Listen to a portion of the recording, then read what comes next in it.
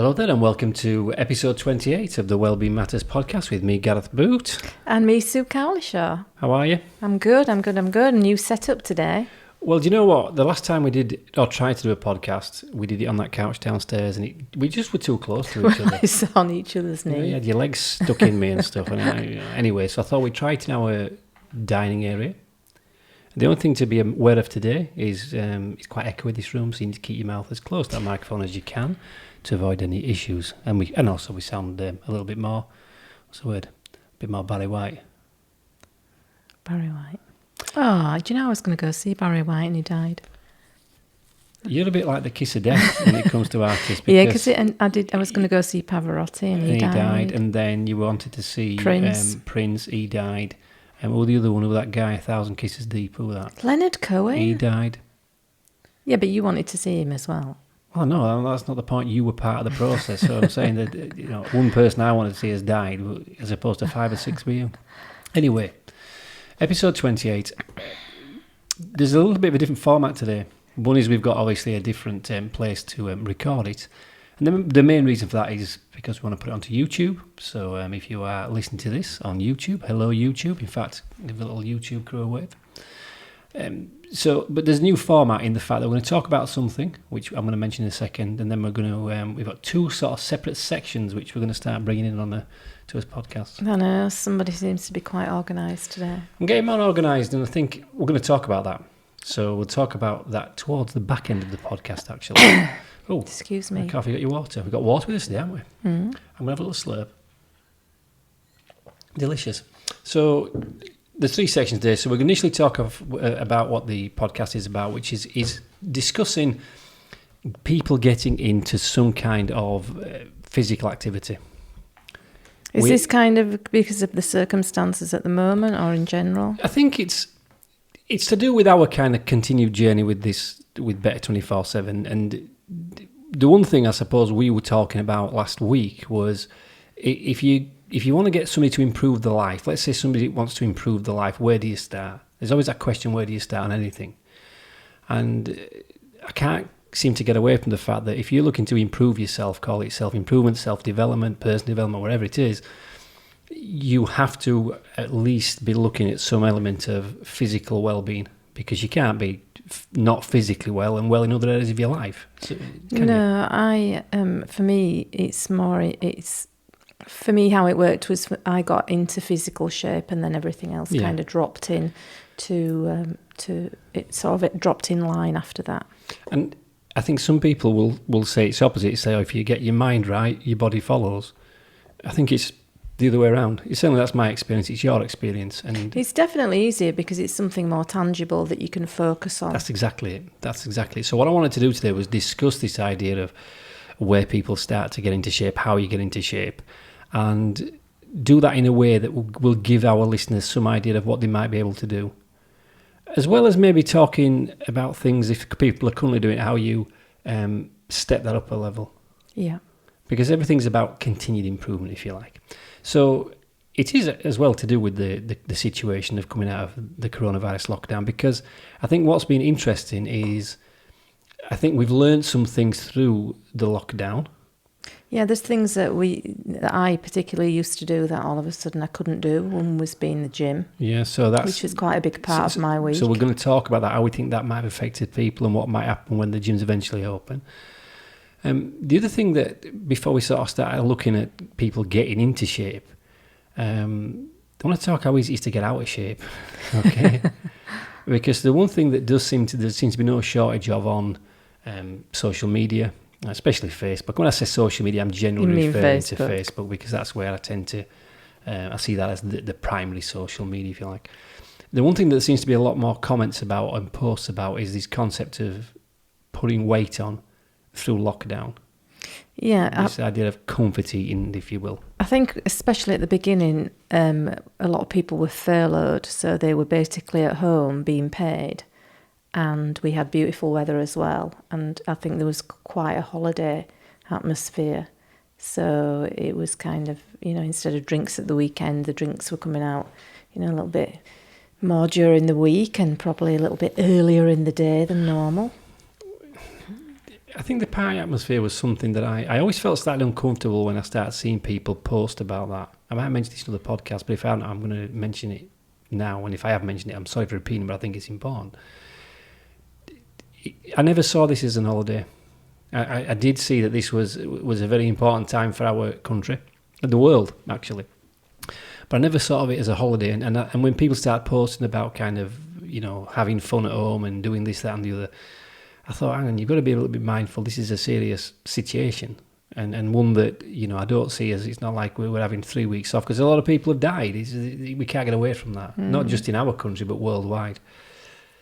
The idea that people were spending time kind of partying, a lot of them by themselves, but, maybe some of them in groups at the start, going around and having barbecues because of the weather. It showed you how we associate food, eating and drinking with time off. Yeah. So when we're not working, it's like a hobby. It's a pastime. It's a social thing. It's a social thing, even if your friends are not there. Yeah, and I think the idea of then being told when you're in this kind of holiday mode, you can't, you should watch what you're eating, you should watch what you're doing with your exercise, you should watch what you're drinking. People probably thought, well, it's like a holiday, but that holiday went on for 12 weeks. Yeah, it's gone on a long time now. So in that 12 weeks, let's assume you go on holiday and you put weight on. And this, again, I don't think is uncommon that people go on holiday and they put weight on. I think there's reasons for it. The main reason being, generally when you're on holiday, especially if you're going in one of these all-inclusives, you can eat 3 meals a day, which you generally probably wouldn't do to that degree at home. At home, yeah. So they come back from holiday and they put weight on. Now, not you. Well, no, not me. And we can talk about that, because I think it is important that when I've gone on a holiday, the last 3 holidays I've been on, there's always been a specific focus more in line with coming back healthier than I went there. Yeah, and I think last year we had that intention that we were going to have quite an active holiday, because we're taking paddle boards, and you got into your running. Of course, it's very hot, so you're up early to get out before the sun starts cracking the flags. But we did have that intention that we were going to have more of an activity. And that worked. Holiday. So the thing with any kind of fitness, if you're talking about being physically fit, there's an old saying, I'm sure we've said it before and we will definitely say it again, is, you can't out-train a bad diet. So True. The realities are, if you are consuming X amount of calories and expending Y amount of calories, and as long as Y is greater than X, you're going to lose weight. This is not rocket science. This is simple mathematics based on how our bodies work. You need so many calories. If you're taking more than you need, you're going to store them in excess weight. So even if you do eat a little bit more, but you bring some exercise in, that's going to counter that off. And I think this idea, what seems to have happened to me, is there's some people through this lockdown and coronavirus situation that have eaten and drank more and done no exercise. And somebody said to me, remember at the beginning we were allowed out once a day. I remember. You're allowed out once a day to exercise. And somebody said to me, I've never exercised once a day. That's going to be really hard. But it was clear, because we were out on a morning, and although we didn't pass hundreds of people, there were clearly people out there that were new to exercise, and they were taking advantage of maybe using this time that they had. Definitely, we passed a lot habits. more. I mean, I started running during lockdown. It's not really my thing, but because I wasn't going to the gym, I did actually start doing teaching a lot more yoga than I did before. Funnily enough, I looked at it as something that I could do to keep fit and keep my weight down, because I like to eat. Well, you say you like to eat. I mean, you do eat, obviously, but you like to eat good things. And I think this is something that maybe some people don't understand, that you can't just... Calories aren't equal, they are to some degree, but to eat 1,000 calories a day in broccoli is different to eating 1,000 calories a day in Walker's crisps, considerably, from a nutrition perspective, as in the nutrients you get, and also from the amount you've got to eat. You took to running, or we started running because you couldn't go to the gym, and it was nice to have going out in the morning. That was almost like our entry into exercising together like that, because generally when you go to the gym, you go by yourself, don't you? I do. I haven't run. Well, I've run on and off all my adult life, but it's something that is not my preferred I think it's more on than off, so let's be fair. More off than on, because I haven't known you run in the last 4 years. Occasionally you go out and maybe have an idea of, I'm going to have a run. No, I don't. It's really strange when I think about why I don't like running. I just don't like that tightness in my chest and that getting out of breath, even though it's not that bad. I don't get out of breath. I don't sweat profusely and gasp for breath.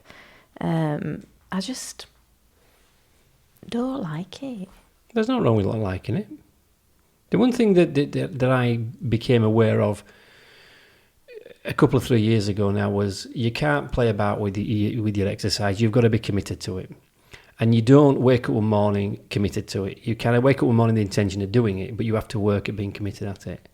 And I think when people are starting a program of saying, look, I'm not happy with my weight, I'm not happy with my physical fitness, because that does affect your mental health. I don't care what anybody says. I'm sure there are reasons people have mental health issues that are not related just to not exercising or just to eating badly.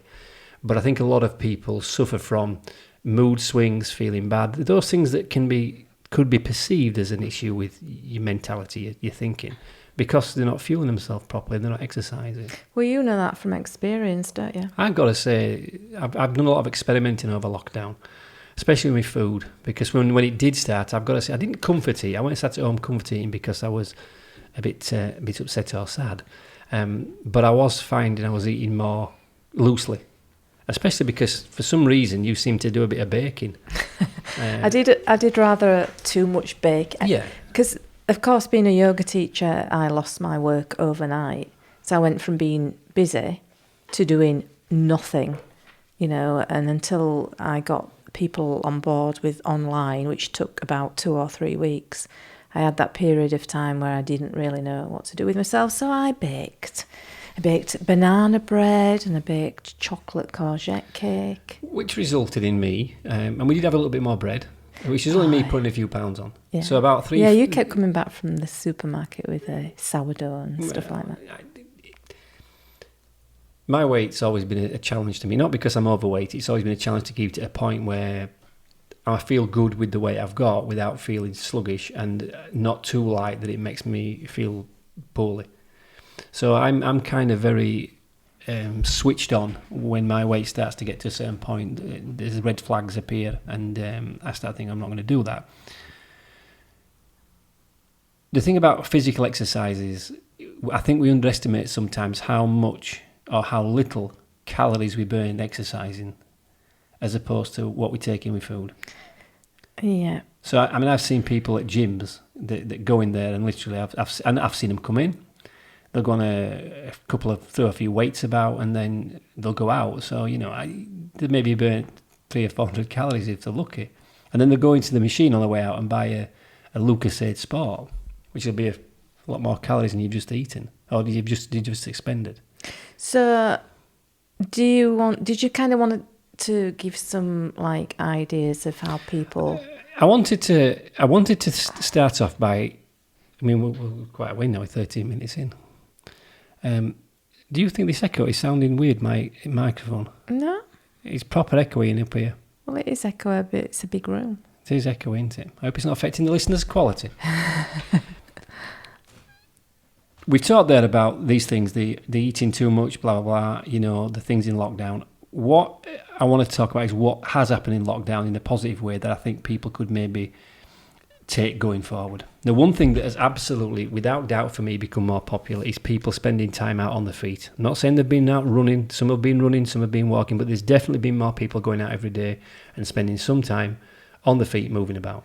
I think when you're told you can't do something, that kind of then you have the opportunity to do it, you're probably more likely to take it. And as I said, we have had beautiful weather really since lockdown started, since March. Well, it's only been the last week where it sort of dropped off a bit. We've had a bit more wet stuff, so I think getting back into an exercise routine people can think it's really complicated, and it doesn't have to be.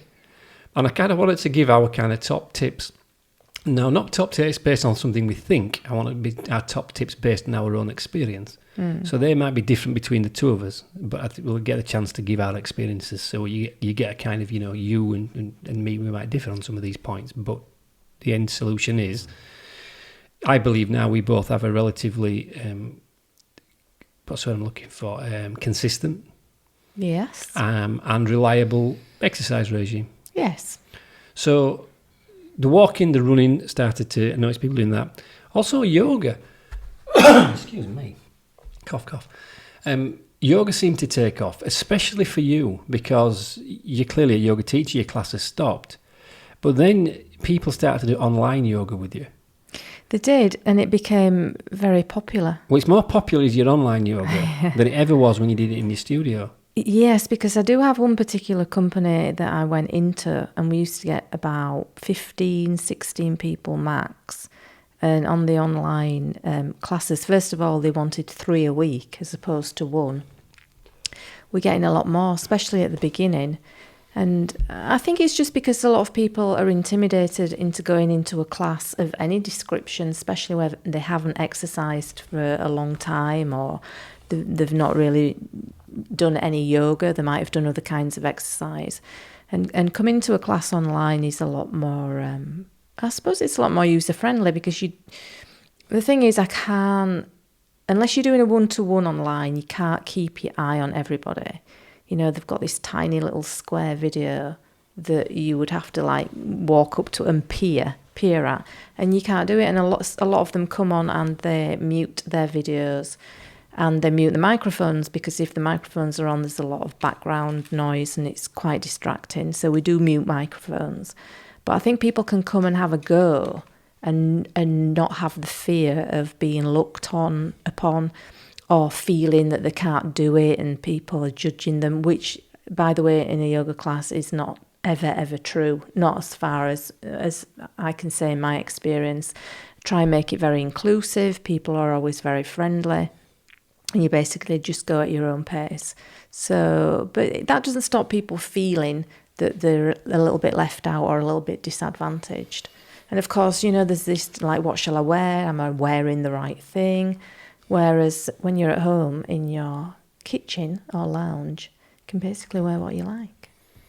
The one thing I found interesting was that when you mentioned this to more people, and I heard you having a conversation with somebody about, for the same reasons you've mentioned there, you thought they'd feel less intimidating. Mm. And I thought, you know what, I think that's the reason a lot of people don't exercise anyway. I think they don't start anything because there's this fear they're going to look silly doing it.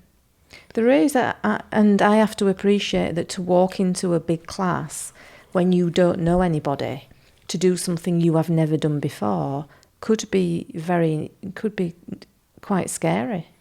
Well, I know when I started going to the gym, you felt like that. I felt like that. Mm. So it doesn't.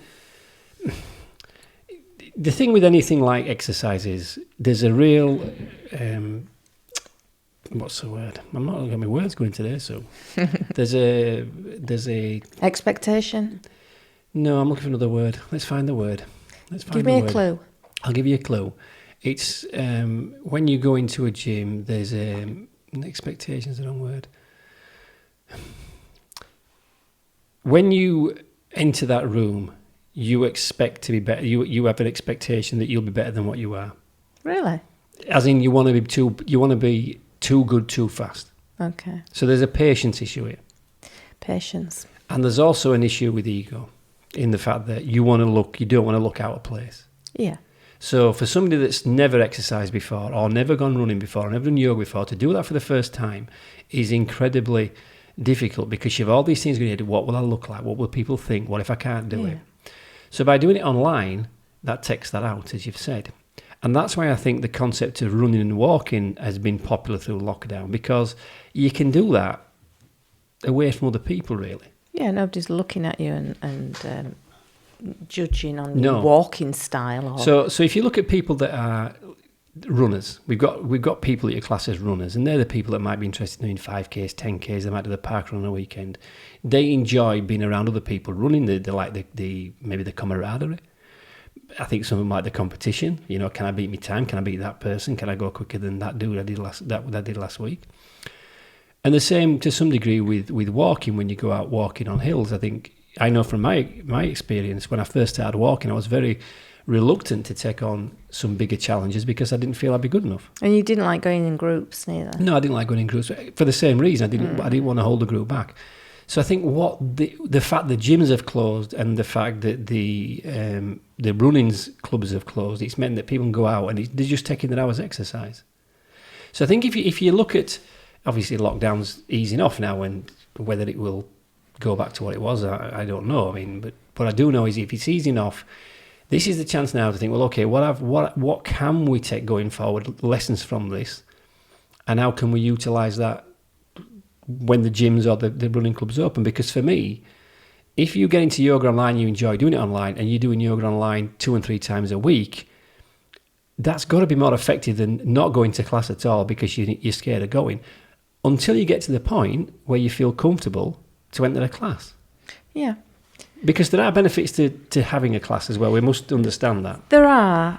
As a teacher, you can give people modifications, or if they want some help, you can't go and do that because, well, you can't. You can because you're not close. I mean, I remember when I first started in yoga with Mark back in the day, and then with you when I've done it, it's amazing how many times they'll come and correct you. And I think I'm in the right position. You'll just move my arm a bit or move my leg.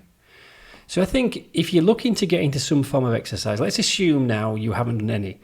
These 3 areas are good to start place to look at. Think about walking, think about running, and think about yoga. As far as online yoga is concerned, there's 2 elements of online yoga, I suppose. Isn't there? There's live yoga, that when you've taken a class and you film the class. The other is that you can watch videos online. Mm-hmm. I'm going to have to cough again, excuse me. Do you know what? I've had a bit of a cough this past few days. I don't know, I'm drinking here for some reason, Sue. There's floaty stuff in it. Why is this well, it'll have been one of your glasses that you've put something in and not washed properly. Put some substance in here, have you? Because you've got peppermint in yours, haven't you, in your little drink today? Not in this one, but yes, I've put some peppermint oil in my alkalised water. I sound like a right hippie. Well, no, you're just more... Yeah, you do, actually. You do. Where's my alkalised water? I don't know if people listening to this podcast are used to our stuff, so but let's assume you are. You'll know we talk about this walking, running, the yoga, the kind of the things that we do. My question to anybody listening to this is, are you actually doing anything? Are you actually physically doing any exercise on a regular basis? And give me some idea of what regular is. If you're doing it once a week, I don't class it as regular. It's better than doing nothing, but it's only just better than nothing. Well, what if it's every Sunday? That's regular. No, you need to be doing something physically, I believe, at least 5 times a week. Now, it doesn't have to be anything too strenuous, but I do believe you have to have an intention to do some form of physical activity on a regular basis. Any less than 5 times a week, and you're just playing at it. And it's okay saying, it don't matter. It absolutely does matter, because a lot of the illnesses that have been shown to been affected by the coronavirus, the underlying health issues, have been down to people not being physically well. I think it's shown up how sick we actually are as a nation. I think some people, and I have to be completely honest here. We've skirted around it in a very politically correct way, as our country tends to do on many things. We do know that if you have got diabetes, or you are overweight, excessively overweight, you have a more than fair chance, if you catch this, of being very poorly. I mean, the immune system, we talk about having a higher immune system. There are some people that have weak immune systems because of illnesses, and we have to understand that's not always their fault. But there's a lot of ownership we have to take on our own well-being. So you have to be exercising intentionally 5 times a week. And if you listen to this saying, "No, I'm not interested in that," well, then don't do it. I'm only telling you what I know to be true. If you're not doing it for that length of time, it will not become a habit, and you'll not see the benefits. I think if you're going out doing something just once a week, what are you doing it for? If you enjoy it, that's great, but it's not having the impact and the effect it should have on you. I suppose you could say if you're only doing it once a week, are you enjoying it? Because I force myself to go running because I don't enjoy it. Let's look at these 3 things again, because the walking, the running, and the yoga, I think, are very much tied together. I think you can tie them in a beautiful, nice way, which is what I'm going to try to give people an idea of today. It feels very balanced to me. Yes. So if you think about our kind of primary form of exercise, yours is yoga. Yeah. Mine would be, I suppose, running at the moment. But both those things are yoga and running. There are primaries, but it all moves towards us doing the thing we enjoy doing, which is the walking. So by you doing your yoga and me doing my running, that gives us the ability to be much more effective when we go on our walks, which is like our hobby. The one thing I have to say is I have not been doing enough stretching at all. So I'm kind of shy on yoga at the moment. So you need to keep me accountable for this, Susan. I made you do some the other day, and you were puffing and panting. I'm puffing and panting. You'd asked me to do some humming and all right, hawing. you'd asked me to do something. I come upstairs, I had a pair of jeans and a jacket on. It's the hottest day. I had a pair of jeans and a shirt on. This shirt, actually, which is not cold. I'm sweating in it now. And you made me sort of do some moves in me, and I was getting warm and sweaty. I was practicing a class, and I needed... I know what you needed it for. I needed a victim. Anyway, a victim. So if you look at these three things... If you walked 3 times a week, this is how I would say a week could set out quite nicely. Yeah. You walk 3 times a week, and I would say that if you can walk every day, you should walk for 1 hour. The reason I say 1 hour is most people in that time will cover about a mile. People walk about 20 miles a minute. The people walk for 1 mile every 20 minutes. Yeah, 1 mile every time. So then they would do 3 miles. 3 miles in an hour. So you're looking to do 3 miles an hour. Yeah. So if you're going out walking, it can be anywhere around where you live. 1 hour will do about 3 miles. If you go running, and my running now is about 30 minutes for 3 miles. So I'm running twice as quick as I'm walking. And then if you look to use your yoga to stretch before and after each of those little activities, it's going to give you a very good level of flexibility and fitness if you do it at least 5 days a week. Now, for us, we tend to walk on a weekend, not this weekend because the weather's a little bit... Oh, we're going to do it. Very disappointing. Let's be honest, we weren't that disappointed. We both needed a rest. Let's not kid anybody. We were tired this week. I'm not the best person in the heat. The heat's been sapping. It's been sapping. So, get into walking 1 hour every day. And if you don't have an hour every day to walk, you need to find an hour a day. Don't kid yourself, you can't find an hour. If you are so busy that you haven't got 1 hour a day to spend outside walking, or even half an hour where you're running, you've got a problem. You can't be that busy. And for the exception of people who say, I am that busy, it's almost like, I noticed this the other week, you almost have to fight with people to give them advice on getting well. All right, then don't listen. Don't find the hour, sit at home, watch your telly, because you can certainly find time to watch TV. Mm. So if you're watching TV or you're doing something that you class as a leisure pursuit, and then you say you haven't got time for exercise, well, you've got your priorities wrong. So get into your walking 1 hour 3 times a week.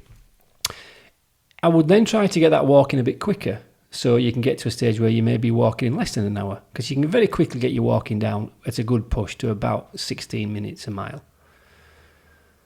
And then all of a sudden you're doing it in just over 45 minutes.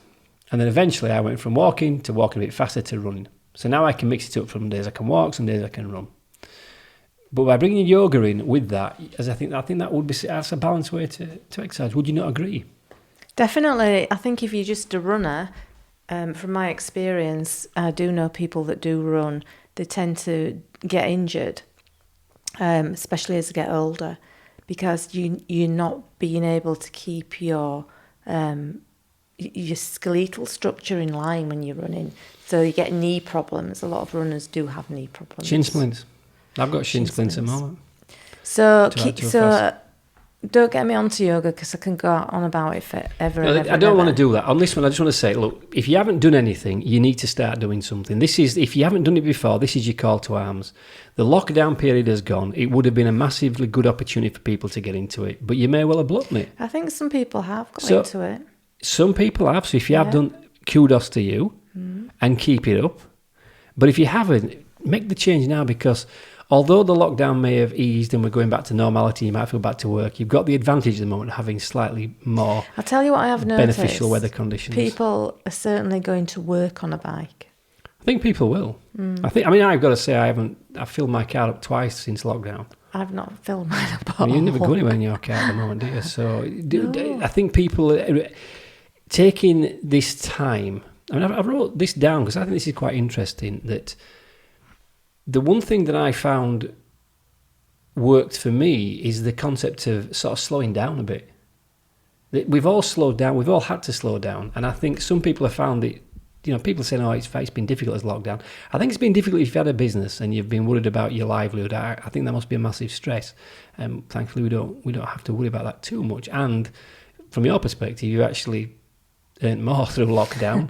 I did eventually. It turned around very well, but it did teach me to slow down and have more of a rest because my sleep has been as well. It's like improved by about 100% as my sleep, which has never been great. And speaking to my mother is one of these people. She likes to walk and she likes to get off. She's got a motorhome. She does this. She does that. And she said to me the other day, I've never felt so well, and it's because she has been forced to not be doing and going all the time. She spent time doing a bit, she's been doing stuff, she's been doing a bit of decorating and gardening, but she hasn't been able to get in a van and drive to Scotland and pitch a tent and walk 20 miles. She hasn't been able to do that all the time. She's got some holidays booked, but it's given a lot of people, including me, time to do nothing. Which we don't get the chance to do guilty. that. We were always, I remember, like on a Sunday, you'd be sat putting your feet up and my dad would be like, there's garden to do and what you're doing and get outside. And you were always brought up to believe that you were lazy if you weren't doing anything. I think our generation were. I think the generations now that get, wrapped up in cotton wool and mollycoddled. The chance to slow down is something we can still have. We don't have to buy into what's coming next. We don't have to buy into going back out and doing all the stuff we did before. But one of my little issues, I used to like to go out shopping. If I were a little bit bored or I had a little bit of spare time, I used to like go shopping, I like going and looking around. So of course the shops shut, a lot of things shut, and that was the opportunity to slow down. I think it was the opportunity to find out what worked for us, what didn't. Which is why now, I just get the sense some people, as lockdown eases, may well be feeling that they've blown a chance. I bet they're not, Gareth. I bet they haven't even noticed. They'll have been waiting for things to go back to normal so that they can go back to normal, as we've seen with takeaways. Because I know a lot of people on social media, and they've started to cook and started to bake and started to make things because they didn't really have a lot of choice and kind of got quite into it. But as soon as our takeaways opened again, we had some distressing scenes. We spent a lot of time talking about where this is going with us. We Better 24/7. We've used lockdown to look at the future of this, and we're going to talk about that right at the end. This is one of the final sections. We're going to talk about where we're going because there's some interesting things to mention. I believe some people will regret not spending the time exercising, slowing down.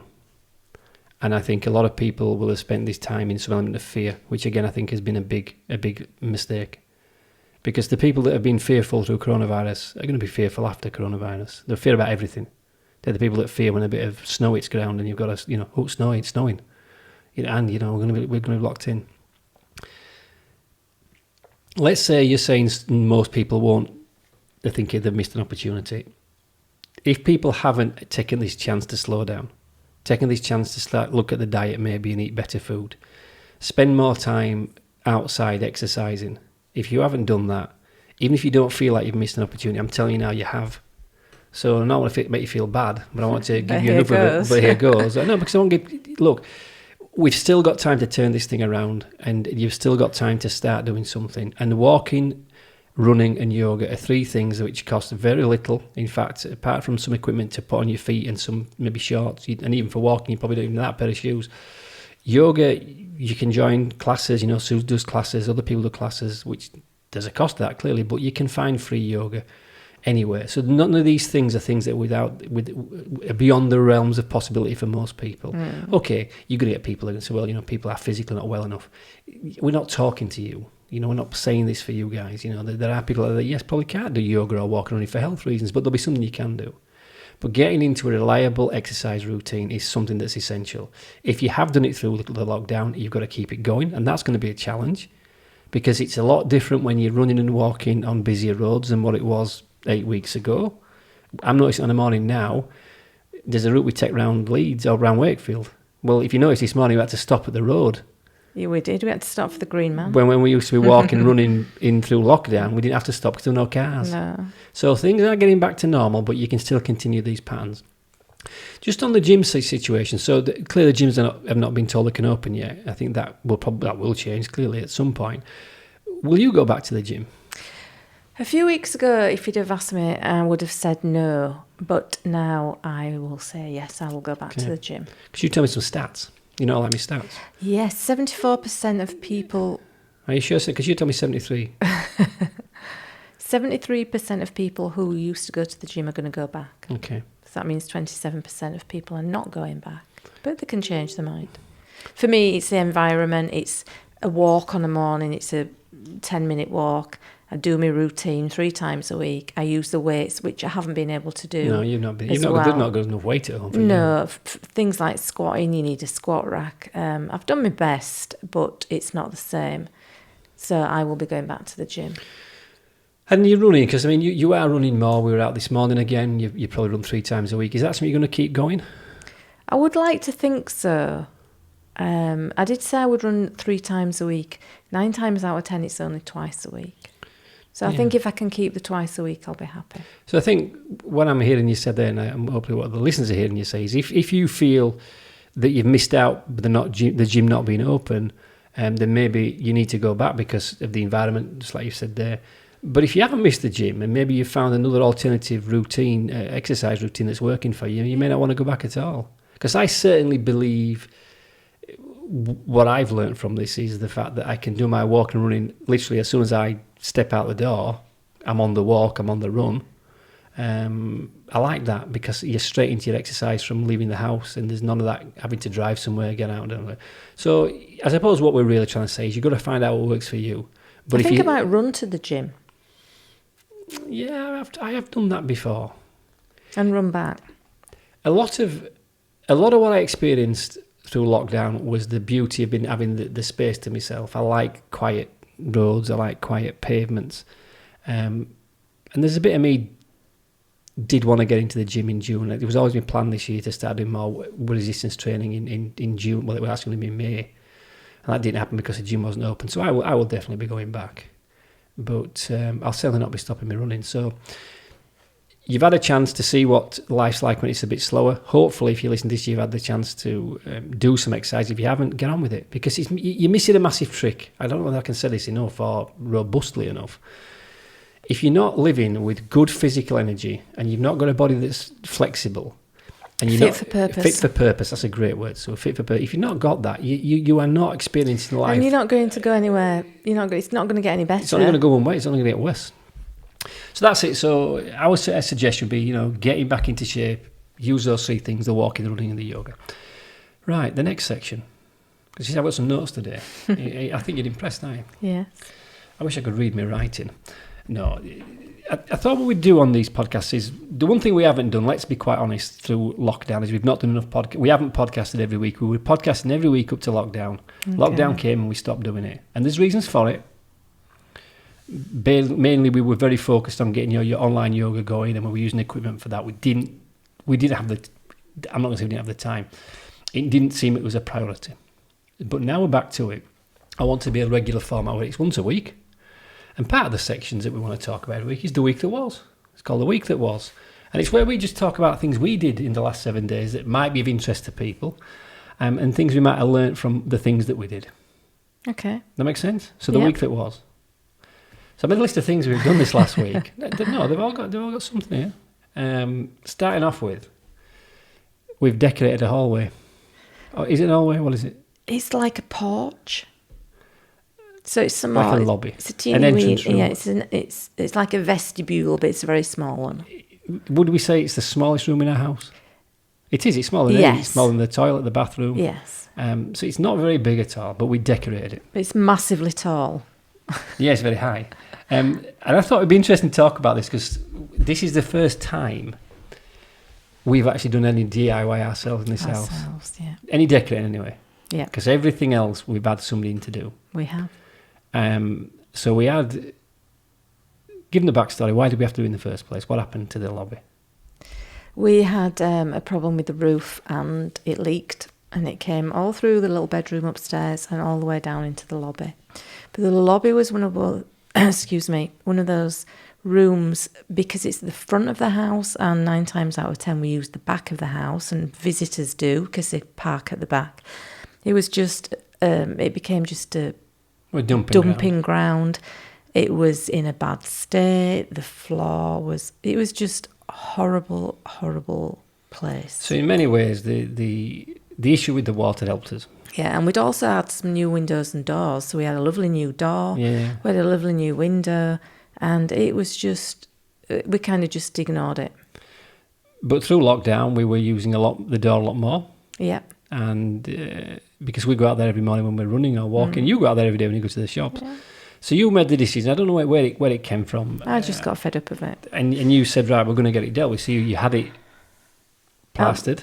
Yeah, well, first of all, I took there was some cork tiles stuck on one wall, and I took them off, which was not the easiest job in the world. And it was just a bare brick wall underneath, like an outside wall with a big crack in it. And it had lino on the floor, took that up. There was some old Victorian tiles underneath, covered in paint. It became a really big job. The outside walls had been painted white, some of them. And we'd also had some lights put up a few years ago so you could see the wires where they went through. And in the end, we just had to get it plasterboard and skimmed. So it was all a new sort of shell inside. So we got something to do with that. Even though it was locked down, we got somebody who did come and do the work for us. Yeah, it was way past our skill set. So we were left with this all the way that on the face of it looked a lot better because it had plaster on, but needed decorating. So we started decorating it. So let's talk about our experience of decorating. Well, first of all, I decided I was going to do it because I know that you hate decorating, you don't do DIY, and you just don't like that kind of thing. So I was going... Let's just hang on a minute there, so. Right, okay. I don't hate decorating, and I don't not do DIY. Right. I don't do DIY. I can do DIY.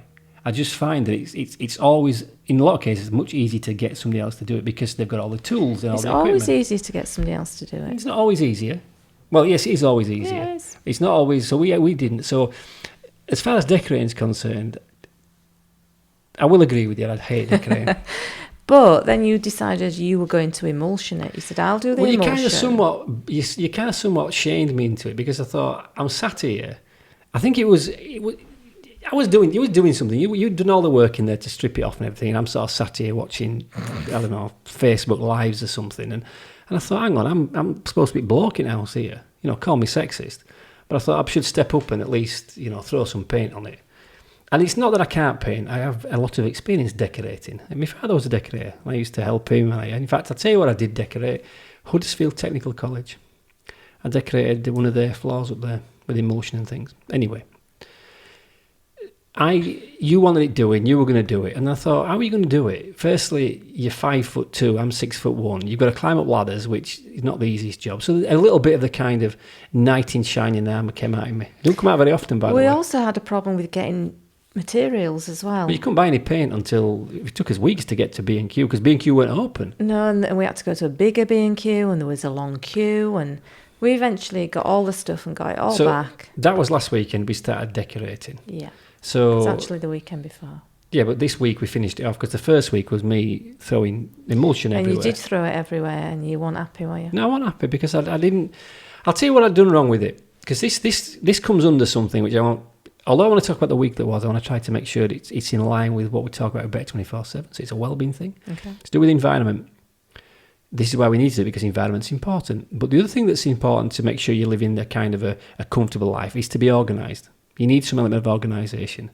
And when I set off on that Saturday 2 weeks ago to emulsion that room, I was not at all planned. I'd gone in there with a ladder, a brush and a roller, and a ridiculously large bucket of paint. Now, Ben, I've already said it's one of the tiniest rooms in the house. It didn't leave a lot of space. It wasn't organised. I kept banging my arms. I kept dropping paint on stuff. It was just a complete nightmare. But I got it done. You did. And you got into it. But I got into it because I sat down and thought, okay, this is ridiculous. You know how to decorate. You've painted before. You know, why are you fed up with this? Why are you getting annoyed? I realised I was not annoyed because I was having to paint and decorate. I was mainly annoyed because I couldn't do it effectively. I wasn't doing it to the standard I thought was right by me. So last weekend I sat down and thought, right, let's attack it in a different way. Let's cut it down into sections. You know, we've got 4 walls. We don't need as much paint in there. What can I put the paint inside? So I ended up using a child's kid's bucket. sand bucket that you make sandcastles with, simply so I could have less pain. So for me, it was an experience in putting my effort into doing the house, because I do love where we live. I do love us home, and I'm very proud of it. I think we've done a lot of good work in it. But also it started me to just slow down. So it was a bit what we talked about right at the beginning of this podcast about slowing down, just slow down and patience. And I found the first week I did it, I was trying to rush it, and it took twice as long as when I slowed down, which was interesting learning for me. And you seem to enjoy it. I did enjoy it, because as the second and third coat started to go on, I could start to feel that I started thinking it was looking good. And then I had to cut in, and I could take my time with it. So I learned from the decorating something I probably knew but didn't really experience before we decorating is slow down. Don't rush, because you might think you're putting the paint on faster, going 10 to a dozen, or throwing it on in get abandoned, but you spend half your time cleaning it up. Just take your time. You start looking at me with that kind of, I know, I told you, so look on your face. So. Now, I was just thinking about, if people came to this house, the front porch, you just put some paint up. But no, I had to put some special wallpaper up that I searched the globe for. And a Victorian hook and mirror to be cleaned up and put on the red wall. The red wall had to be a certain wall. So I kind of get all these little details and things that are quite time-consuming. You're very good at that, which is why when you say something wants doing, I never question what you do. You don't. I brought this wallpaper, which is quite unusual, and you were like, yeah. Putting it in a panel because I didn't have enough, because I'd got the roll off somebody because I don't make it anymore. And, getting my son-in-law to then make a frame for it, and all these little details. And when it's finished, it will probably be the best lobby on the street. It just shows you again how if you take on a task you don't enjoy doing, you never do it properly. But any task, even if you don't enjoy doing it, you can find a way to enjoy it. You can find something joyful in any action you do. I think it's because when people have jobs and they say, I hate my job, I think, well, there must be a better way of thinking it than that. So you go to work every day to a job you hate. And I'm saying this from personal experience. I've worked in jobs where I hated doing it, and then I changed my mindset and it became more of a challenge. How many of these can I do an hour? Where can I put? So I think the same thing happened with decorating, in the fact that if you don't like doing it, just think about attacking it a different way. Firstly, I started thinking, well, actually, it's a chance for me I actually enjoy putting paint on. I love that especially when we put the red on, because all of a sudden it started to grow and I like doing it. I didn't use the roller. I did it by hand because I enjoyed the process of doing it by hand. I found that interesting because it took a bit longer. But in some ways, although it took me longer to put the paint on, I didn't have the rigmarole of having to clean all the brushes and the rollers out. I just had the brush to do. But also, I felt it attached me and it invested me emotionally in that room. And I found this with things in the house. When you're involved in either keeping it clean or you're involved with repairing it, you're invested in it emotionally. Then you tend to look after it more. So slow down, have patience. Get organised. So that happened this week. We did a bit of decorating. So we are not far away from finishing now, are we? No, not far at all. We've only got one job which we're not taking on, which is you bought a chandelier. It's not like a quartz crystal one. No, it's a plastic chandelier from B&Q, but it's still it's a chandelier. It's going to look great. It's going to look great, but we're not putting that up, are we? Because although you should try to do things in house if you can, unless you're an electrician. It's an older house and there were wires everywhere. And we're no. I'm colourblind anyway. I thought I got it horribly wrong. So we did the hallway. The next thing we did, which was about a week ago, I'll put it in the week that was. We visited our first shop other than a supermarket. Where did we go? Went to Go Outdoors. Oh, we went looking for running shoes and walking boots. Because it was a strange experience. It was strange. I mean, there was nobody there. Well, the staff were there. You couldn't try anything on. Yeah. It was just weird. It was a weird experience. I think for me, the thought of going to a shop again, it's weird because I know the one thing that has happened through this period of time is we've talked about it already, the exercise. Well, my exercise has really ramped up. I've done a lot of running. I've done 300 odd miles in more, 153, maybe 400 miles through lockdown. It's a lot of miles. And my shoes were completely and utterly battered. So I needed new shoes. So I was kind of, as soon They as were I said festering. they're still upstairs. They're now me decorating I used to shoes. come in and think, them What's that smell? shoes are somewhere around You could here. smell them from a long way off, them shoes. You know what I did to them? I used to spray them with stuff. I've had them in bath with me. Maybe that's why. I've tried washing them in the sink. Anyway, they were past the best. So the thought of the shops opening was the only reason I wanted the shops open. I can live without Primark opening and stuff like that. I don't go to them places at White Rose shopping centre, but I thought, go outdoors opens, I can get me trainers. And we went up, and it was actually strange to go into a shop that was so empty. And did I enjoy it? Did you enjoy it? There was just a very nice young lady on the shoe section lovely, that we wasn't had she? a chit chat with. But I mean, we've found, have they gone into administration? I think there's something going. There's something. There was that air about it. There was an air of it slowing down. Yeah, there was, and she said they didn't have the running gear in because they didn't sell much. They were running it down. It's funny when we went there because we went there to get me some new running shoes. Yeah, and we almost came out buying you some new walking shoes. We nearly did. Yeah. And I don't know how you turned that round. I turned it around because I needed to try it on with walking socks. No, as in I don't know how you turned it around from me going to get my running shoes into you almost buying some walking I do need boots. some walking boots. You do. Anyway, it was nice to go out. It was nice to go to the shop. It will be very sad if Go Outdoors closes. Yeah. But, clearly if it's not working for them financially, they'll have to. But interestingly, the experience there, although they had something, it's highlighted something else which I think has happened over lockdown. Because people couldn't go to shops, they've taken to ordering stuff online. Yeah. So we went out to Go Outdoors. We spent an hour and a half in there. We were there a long time. Mm. Come back, and they didn't have any shoes that I wanted or that fitted me really, that I liked. So within 20 minutes of coming back, I were ordering them online. Mm. And the boots that were there, they were more like walking shoes, which I probably would have bought because they couldn't give you socks to put on with them. I couldn't try them on. Well, I did. I made you take your sock off. I had my sock. But it was just like a black, like man's sock, and I really needed to try them with walking socks for sizes. But I think the thing I learned from that experience was we almost. I'm guilty of doing this. We almost sometimes lament the olden days. Well, we lament what is clearly the demise of the high street. The high street is only going one way, unless there's a massive change in our buying habits, which I can't see, because the shoes I've bought online were cheaper considerably than buying them in a shop. Mm. So we kind of lament this in a way, saying, "Oh, the poor old high street," but actually, the marketplace dictates. Yeah, and everything changes eventually. All the things that we used to do in the 60s changed, then the 70s, and everything just changed. So I think it's highlighted to me I could have got exactly what I wanted and not gone to Go Outdoors for an hour and a half. Mm. And I could have had it all. And it's showing me now we can't sometimes...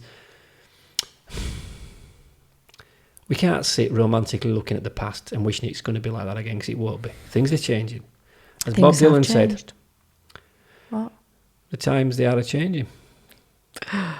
So what's next? What's next? Okay, so that's what came from the shopping. Nice to do it, but there's clearly, it's showing out there's a change, yeah. So that's it. Well, the two are tied in, really. Okay.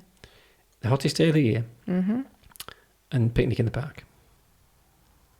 We had, was it Wednesday and Thursday? Was it Tuesday and Wednesday? We had like 30 degrees. Right. I'm trying to think of okay, we had 3 days. Tuesday, Wednesday, Thursday were very warm. Yes. And on the Tuesday night, you'd been doing a yoga class. Yes. And I'd had a bit of a nana nap in the afternoon. I did a late class. It was 6 while 7. So we had a little snooze, didn't we? A little siesta in the afternoon. Did we? I'm sure. Anyway, I'll take your word for it. So when you were doing your yoga, I was sat down in my office, and this doesn't happen to me very often. I thought, why don't we go out somewhere? Because normally when it gets to sort of 6, 7 o'clock at night, I'm ready for going upstairs and having a sleep. And I thought, I looked outside from office, because the office is downstairs. You don't really see the outside till you open the windows a little bit. And I thought, what do I fancy doing? And I thought, I fancy an ice cream. And I thought, I'm going to take Sue and we'll go somewhere for an ice cream. So there's a little place not far from us called Heath Common. So my plan was, you finish yoga, come on, let's nip out. Let's go on to the top of Heath Common, watch the sun come down, and put us head inside a tub of Ben and Jerry's. I thought we both enjoyed that. Very pleasant. We did. It was really nice. And it was like, because we have a new link road as well, it took us about 5 minutes to drive there. No time at all. And it was when we were sat up there, I thought, okay, this was nice, we should do it again. And I started thinking, well, maybe we could have a picnic the night after. So this was the Wednesday. So the Tuesday went for the ice cream. Wednesday we took your daughter and son-in-law and little Rafferty, and we went for a picnic in the same place, because I wanted to go to like Baden Towers and go to waterfalls. Let's discuss this now. Do some wild swimming. Now we can't, because the whole purpose was to say, look, let's just nip and have a meal somewhere. Then you start saying Baden, that's an hour and a half away.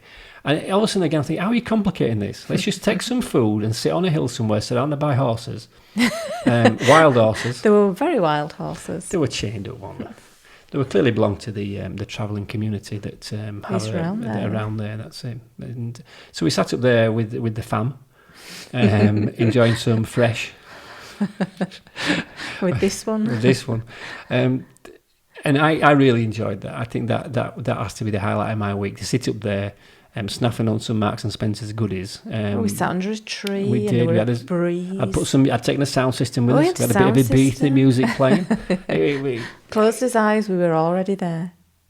Okay, what has that got to do with well-being? Right. Let me tell you what it's got to do with well-being. Because you've got to seize the moment. These moments don't come around like that very often, where you think, hey, I've got the weather, I've got the time, I've got the opportunity. And you should always be looking for that special thing in the moment that you might be missing if you don't look hard enough. So even just going for an ice cream up there, why not? And we did end up there because we have a lot of like nice places. We have Nottsall Priory, we have Harewood House, we have a lot of kind of heritage. But now you have to ring up and book the car park. You can't just turn up there, because at the moment they're still trying to keep numbers of people down. So there were no spaces for us to go anywhere. I think we're going to go to Temple Newsham. Well, I mean, that wouldn't have been so far away. But the thing is, look for the moment, look for the opportunity. You've got to be very careful you don't stagnate, I think, sometimes in life. Very true. You've got to be looking for those, what can I do? How can we make this different? You see, we've done a couple of walks recently where, we went walking with Rihanna and we went round that reservoir.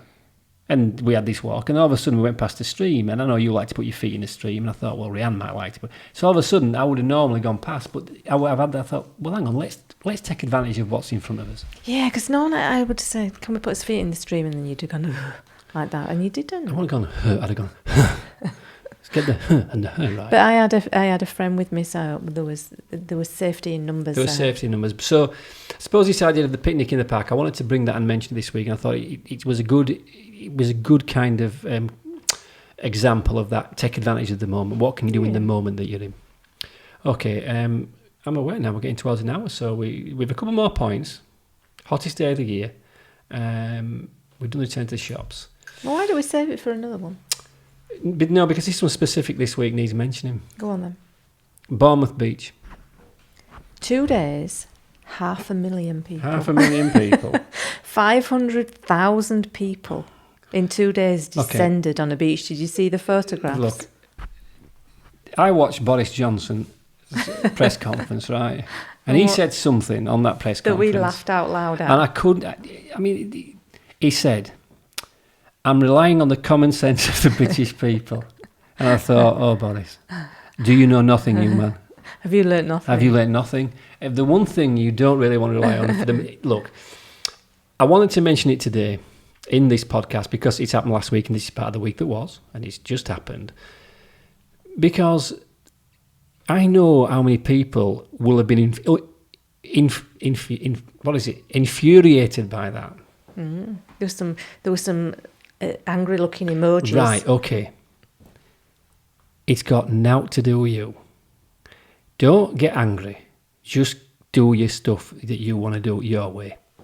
We're wasting way too much energy at the moment. People getting chimpy on social media and saying, look at these people, look at this, look at that. Just take care of your own, stay in your own lane, do your own thing. If you didn't go to Bournemouth Beach, you weren't part of the problem.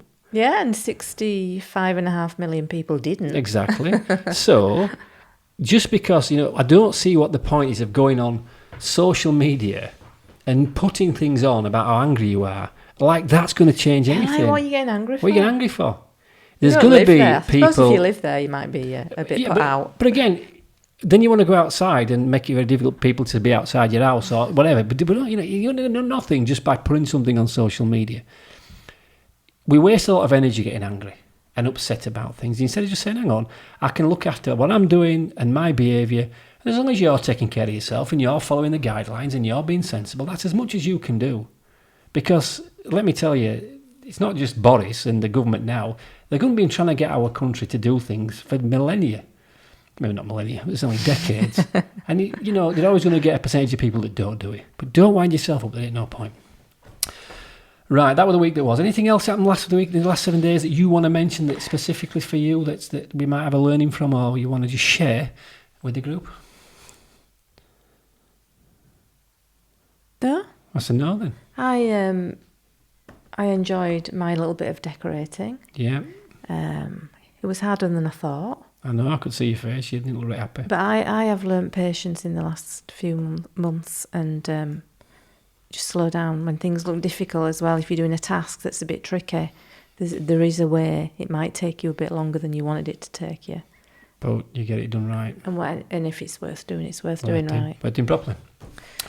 Okay, we're just going to finish off now. If you've been listening to our podcast, there's 20 episodes of them, and if you are a regular listener, we're now ready to start to phase in the proper business, really. I suppose. Grown-up business. Bona fide. Because we've been doing business. These podcasts as a way to just create some content, and over the lockdown, we have spent a lot of time looking at where Better 24/7 is going. I have to say, it's not going where we thought it were going to go pre-lockdown. No. It's taken a slightly different turn, and one that I think feels good to us both.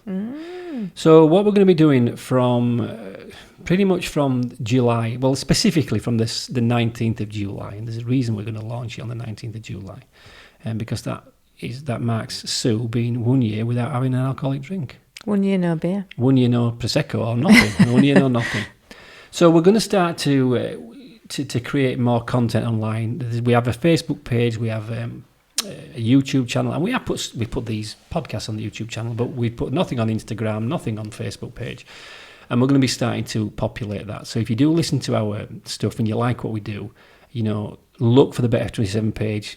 I would wait till we get into the 20th of July, 19th, and you start to see some more stuff on there. But the most exciting thing is we're looking now to build our own platform online. So rather than using Facebook primarily, we will still use Facebook because it's still a place people spend the time. But we have found another online solution which is very similar to the way Facebook works. As in, you can post videos, you can post articles and things like that.